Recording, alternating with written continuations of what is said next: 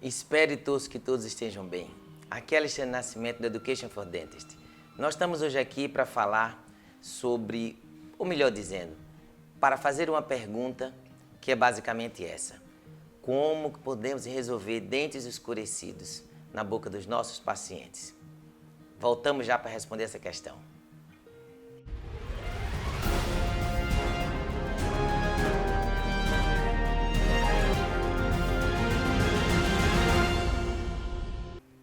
Bem, dentes escurecidos na boca dos pacientes. Isso é um problema que ocasionalmente aparece em qualquer consultório, em qualquer lugar do Brasil e até do mundo. E nós vamos começar a discutir aqui a resolução. Mas vamos discutir como? Vamos iniciar por um artigo escrito e publicado na Operative Dentistry pelo grupo da Universidade Federal de Santa Maria, que fazem parte dele a Rose, nossa contemporânea de pós-graduação. E quando nós falamos de um artigo de brasileiros publicado em revistas internacionais, revistas que têm um respaldo acadêmico importante, não deixa de ser homenagem a esses colegas. Então, um grande abraço para eles e vamos começar a discutir esse artigo aqui, que fala basicamente de quê?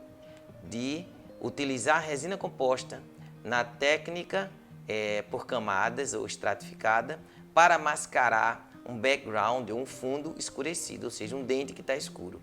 E foram utilizando, nesse caso, a análise da CIELAB e da CIED 2000, falando em português, né? Então, significa dizer que esses autores, eles fizeram o quê? Eles usaram resinas compostas, basicamente 3 marcas diferentes, de diferentes fabricantes, sendo uma delas a Filtek Z350, nas suas características de cor A1 para o esmalte, A1 para o corpo, ou uma intermediária entre o esmalte e a dentina em relação à opacidade, e A1 dentina. Outra resina que eles utilizaram foi a IPS Impress Direct. E eles usaram A1 esmalte e A1 dentina e usaram também a Carisma Diamond. No caso aqui, A1 Universal Opaco Light. Usando essas 3 resinas, com basicamente essas cores, eles fizeram discos de dentinas que totalizavam 1,5 milímetros de espessura, quando os 3 eram sobrepostos, ou seja, toda a restauração, ou os discos, eles tinham sempre, quando sobrepostos, 1,5 milímetros de espessura, e usaram um espectroradiômetro, não exatamente esse que vocês estão podendo visualizar aí, mas algo semelhante, que posicionava a sonda sobre o disco de dentina, e a partir disso havia o registro da alteração da característica da cor desse disco. Só que aqui vocês vão ver simplesmente tendo uma visão clínica, só que no trabalho eles usavam sobre os discos de resina composta. E aí, o que é que eles fizeram? Como é que era feito? Eles faziam discos com aquelas cores que já acabamos de descrever e colocavam ou sobre a própria resina composta da cor que eles estavam utilizando ou sobre um fundo de uma cor caracterizada como C4 na escala Vita. Por exemplo, nessa escala que vocês estão vendo aí, orientada pelo valor, ou seja, que é muito utilizado como referência para clareamento, significando que o background ou o dente escurecido caracterizava pelo C4 e comparava esse fundo escurecido com a cor A1 inerente à própria resina que eles tinham utilizado para fabricar esses discos. E daí a diferença entre o fundo A1 e o fundo C4 que esses discos estavam sobre era um parâmetro e era analisado para ver se havia a possibilidade de esconder esse fundo escuro C4. E aí, o que é que era feito? Confeccionados discos, posicionados sobre esse fundo escuro ou a própria cor A1 e levado para uma análise através das formas ou através das fórmulas que nós vamos mostrar. Primeiro, aqui nós vamos ver como eles montaram esses corpos de prova.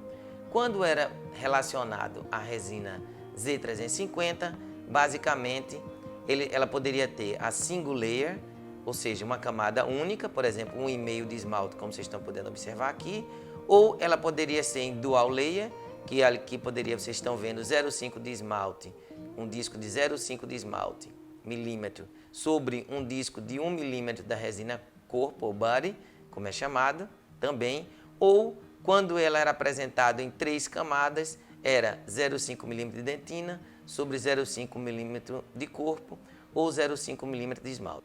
Obviamente, eram realizadas várias sobreposições para caracterizar sempre, no caso da Z350, 1,5 milímetro, podendo ser esmalte, corpo e ou dentina.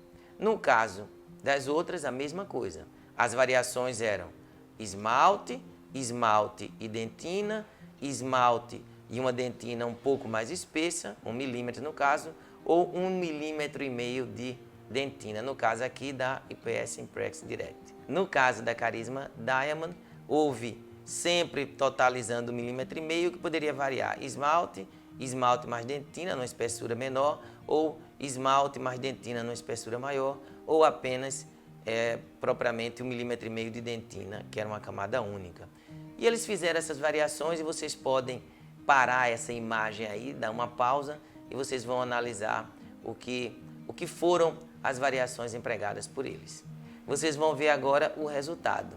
Se vocês observarem, a única que conseguiu propriamente mascarar o fundo escuro foi justamente a Z350, quando foi usado pelo menos 1 milímetro de dentina e sobre essa 0,5 de corpo ou 0,5 de esmalte, mas basicamente 1 milímetro de dentina ou até apenas a dentina, ou seja, 1,5 milímetro de dentina.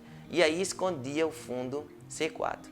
Ou seja, todas as outras variações das outras resinas não foram possíveis, inclusive da própria Z350.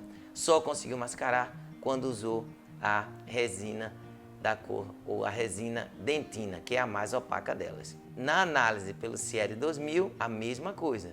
A única que conseguiu foi justamente a Z350 dentina na espessura de 1 milímetro ou na espessura de 1,5 milímetro. Vale a pena caracterizar o quê? Que a capacidade de mascarar o substrato, ela depende basicamente de 3 propriedades que estão ali na composição do material, que é o opacificador utilizado, o pigmento que foi empregado também e a partícula de carga. Essas 3 características fazem a diferença entre conseguir mascarar o fundo escuro ou não. Isso significa dizer que, no caso aqui da Z350 XT dentina, ela tinha essas características, ou seja, ela opacificava mais do que a própria Z350 na característica de corpo e de esmalte. Significa dizer que a Z350 XT dentina, ela conseguia opacificar melhor ou conseguia mascarar. Foi a única que conseguiu e mesmo assim, quando a espessura dela era 1 milímetro do disco, pelo menos, né? Nas conclusões, nós podemos dizer o quê? A primeira, que a estratificação, né, a técnica por estratificação da aplicação da resina composta é capaz de mascarar um fundo escuro. Primeira conclusão. Segunda conclusão, que a resina Z350 XT dentina foi capaz de mascarar, e foi a única que conseguiu mascarar um fundo C4 pela metodologia utilizada. Por isso, ela pode ser empregada mesmo com outras camadas menos opacas, como a camada de corpo dela propriamente dita e a camada para esmalte. Lembrando que, especialmente numa espessura de 1,5 milímetro, que é o que muitas vezes a gente encontra na situação clínica nos nossos consultórios, na nossa vida clínica. Essas foram algumas conclusões. Para complementar tudo isso, os 2 métodos utilizados com os radiômetros nas fórmulas da CIELAB e da CIERE 2000 foram capazes de analisar corretamente ou adequadamente essa metodologia. E a última é que não é apenas a cor que vai ajudar ou vai contribuir para mascarar um dente que está escuro. Existem outras características ópticas, desde o esmalte natural, a translucidez da dentina e basicamente a forma que o dente é terminado, propriamente dita, além da textura da superfície, que pode também ser obtido, e tudo isso junto gera a possibilidade de camuflar ou esconder ou harmonizar um dente que está escuro. Por exemplo, muitas vezes, no caso das facetas diretas, por exemplo, de resina composta. E o que é que isso mostra? Que nós devemos conhecer muito bem o material que nós estamos empregando.